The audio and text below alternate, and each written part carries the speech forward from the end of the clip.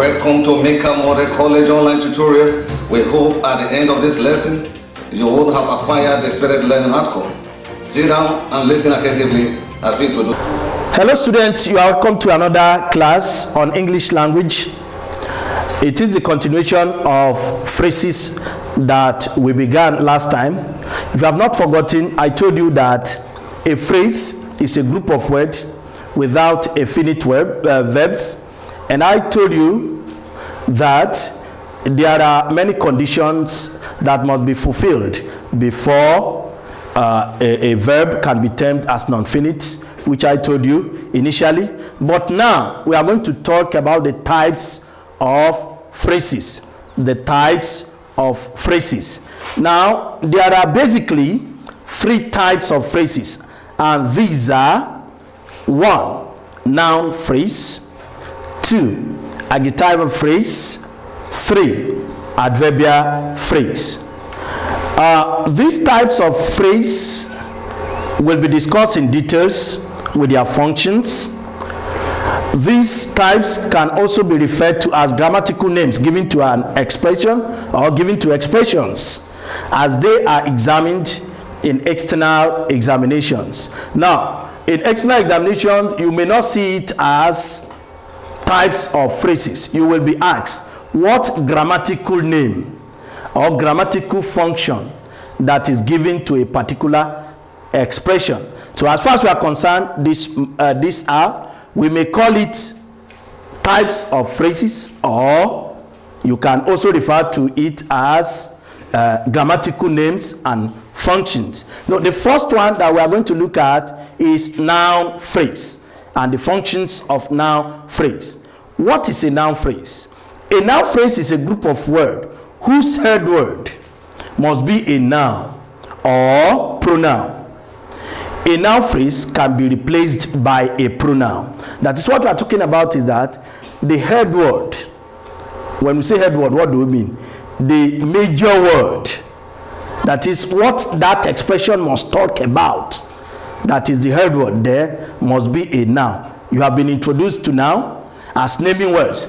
Now, let's look at, in other words, a noun phrase is the type of phrase that performs the grammatical function of noun in a sentence. That is, the functions of noun that we shall discuss very soon. When you have an expression that performs such function in a sentence, it can be regarded to as a noun phrase. Now, let's look at these examples. I saw the village headmaster. Now, when you look at this expression, the underlying part of this example, the village headmaster, is a phrase. And the head word here is village headmaster. That is, it talks about that village headmaster. And it can be referred to as noun phrase. Look at the second one. The man at the gate is my father. The man at the gate is my father. Now, look at the underlying part of it, the man at the gate. Now, when you look at this expression, it's a phrase because there is no verb here. And it is about a noun. And what is that noun? The man. The man, it talks about the man. Therefore, it is a noun phrase. Now, look at the third one. The old woman sleeping in the room has just been discharged from the hospital. The old woman sleeping in the room has just been discharged from the hospital. Now, when you look at the expression, the underlying part of it, the old woman sleeping in the room. When you look at the entire expression, it's talking about somebody, and that is noun aspect of it. Now, it is about the old woman. So, anything that must qualify as a noun phrase must have its head word as noun, if you have not forgotten. Now, let's look at the fourth one. Sola told me to replace the broken bottle. Now, bottle here is the noun. The entire expression is a noun phrase, the broken bottle, because both the and broken talks about bottle. Now, what are the functions of noun phrase? Noun phrase performs the following grammatical function. I told you initially that it can be functions of noun phrase or the grammatical function that an expression must have. Now, the first function is that subject of verb. Subject, you know, when a thing is subject, it is the performer of an action. Now, when noun phrase occupies the first position in the sentence or takes the place of a subject, the performer of an action in the sentence, it functions as the subject of the verb that follows it. That is, in this case, the noun phrase comes before the verb of the sentence. That is, before you can call noun phrase as subject of a sentence, it must come before the noun, the verb of that expression. Let's look at the following examples. 1. Sleeping without light is not something I enjoy. Now, if I ask you, what is the grammatical name of this expression? Underline. You simply tell me that it is a noun phrase. And I ask you, what is the function? You tell me that it is subject of the verb. Why? Because sleeping without light occupies the initial position in this expression, and it also comes before the verb is. It comes before the verb is. So it is not something that I enjoy. You see, this GN talking about the grammatical name given to the expression is noun phrase. What is the GF? The grammatical function. Subject of the verb is. You must state which verb that this expression is the subject of. So it must be stated here. Look at the second one. The beautiful girl comes here every day. Comes here every day. The underlying aspect of this expression is the beautiful girl. The beautiful girl. Now when you look at this, if I ask you what is the grammatical name, it is noun phrase. Noun phrase. Why is it noun phrase? It is noun phrase because it talks about the girl. Both the and beautiful talks about this girl. Comes here every day. Therefore, the grammatical name is noun phrase.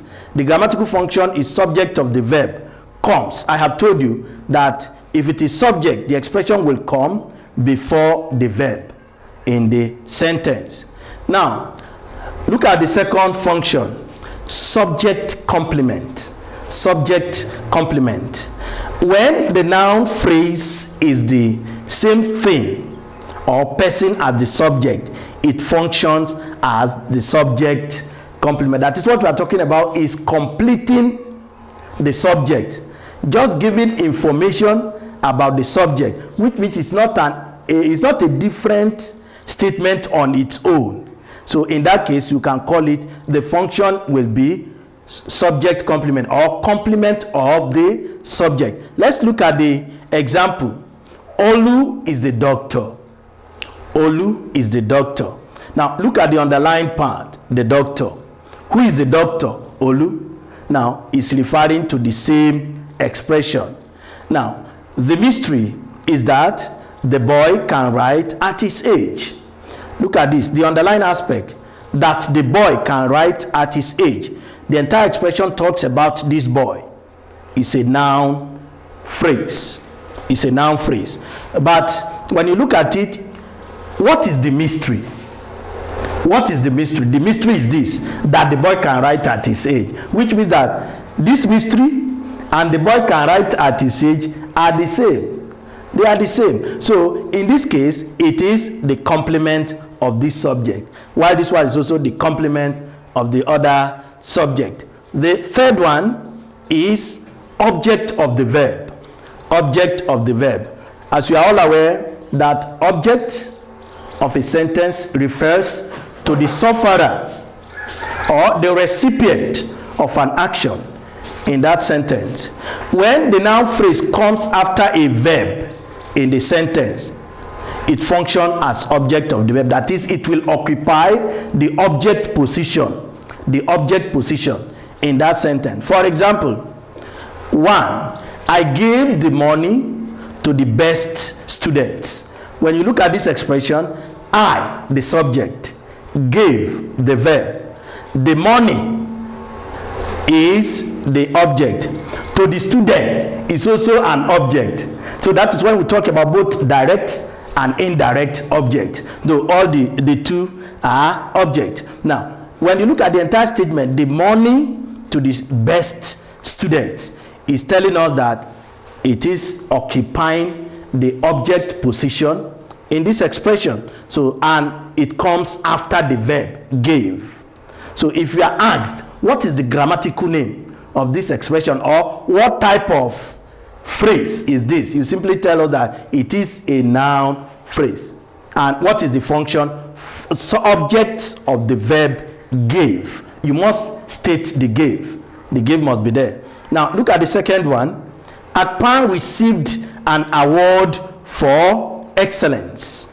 An award for excellence. When you look at this, Akpan, the performer of action, that is this, the subject of this expression, received the verb. Now an award, that is exactly the sufferer and is the object. Now looking at this an award, the grammatical name is noun phrase and the function is the object of received, object of the verb received. Now the fourth one is object complement. So as we have said, under the subject complement, when the expression is the same thing as the object, that it gives information about the object of the sentence, you can refer to it as object complement. That is, when the noun phrase follows the object, it functions as the object complement. For example, 1, I gave Sola the money. Look at this. I, the subject, gave the verb. Sola, the recipient, which is the object. But look at this money. Who received the money? Sola. Now you can see that this expression is talking about Sola, therefore it is object complement. Look at the second one. They called the former ruler a tyrant. Now a tyrant is underlined.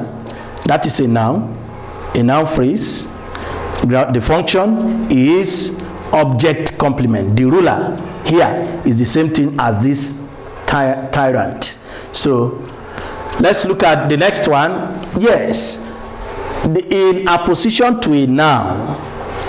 Now noun phrases can also function as apposition to a noun. A noun phrase is said to be in apposition to a noun when the noun phrase and the noun refer to the same person or thing. For example, Muhammadu Buhari, the president of Nigeria, has traveled to China. Look at this expression. When you look at the Muhammadu Buhari, he's still the president of Nigeria. But one major difference between this and what is it called? Subject complement is this. When you look at this, there is comma before the expression, and after the expression there is comma. What is this in telling us? That if you remove the entire expression from here, the statement will still stand. When you remove it here, it's just giving meaning to this, to the main person, the subject. So we can say that the noun is in apposition to Muhammadu Buhari, the noun the president of Nigeria, which means that the president of Nigeria is still the same thing as Muhammad, the same person as Muhammadu Buhari. If I remove the president of Nigeria from it, I can just say Muhammadu Buhari has traveled to China. The expression is still correct. So that is it. So let's look at the next example. Nigeria, the oil-rich giant of Africa, attained independence in 1960. So Nigeria, I can say Nigeria attained independence in 1960, and the expression would be a correct one. But the oil-rich giant of Africa is just giving meaning to Nigeria. It's the same thing, so it is now in apposition. Now Let's look at the second type of phrase, adjectival phrase and the function. Adjectival phrase and the function. Adjectival phrase performs the function of adjective in a sentence. As I have told you initially, that the function of an adjective, the grammatical function of an adjectival phrase is to qualify the noun that comes immediately before the noun phrase. That is, it will come immediately before the noun phrase. For example, the man standing at the gate is my father. Look at this. The man standing at the gate. Standing at the gate is underlined. When you look at this expression, I've told you this is a gerund. It's a noun phrase. When you look at this, qualifying this man, and the man here is a noun. Anything that qualifies a noun is an adjective. Therefore, this expression is an adjectival phrase. Look at the grammatical name. Adjectival phrase. The grammatical function qualifies the noun, the man. Look at the second example. The student to be suspended has stopped coming to school. The student to be suspended. Look at the underlined part. To be suspended is qualifying a noun, the student. And the grammatical name is adjectival phrase. And the grammatical function is that it qualifies the man, qualifies the word student, the noun. It qualifies the noun student. Now, let's look at the third one, which is the last one, adverbial phrase and function. An adverbial phrase does the work of adverb in a sentence. And what is this work of adverb that it does? It modifies the verb in the main clause of a sentence. It modifies the verb.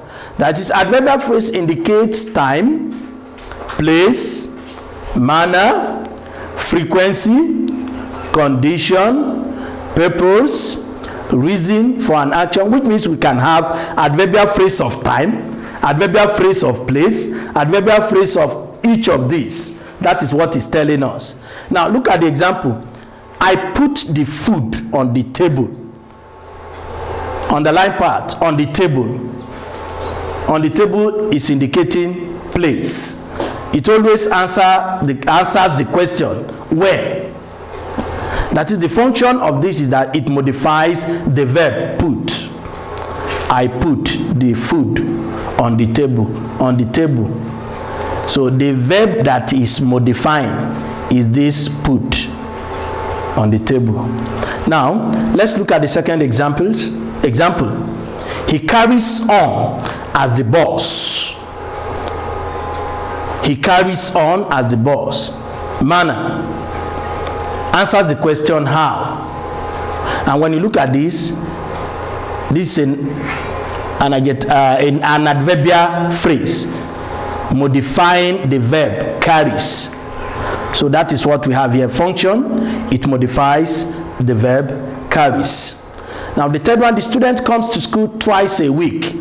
Frequency, it will always answer the question how often. How often. That is, the function is that the student comes, the verb, how often to school twice a week. So this one is an adverbial phrase and it will modify this verb comes. Yes. The fourth example, he will travel to Ibadan after the interview. After the interview is on the line and is indicating time. It always answers the question. It always answers the question when. Anything that has to do with time will answer the question when. Let's see.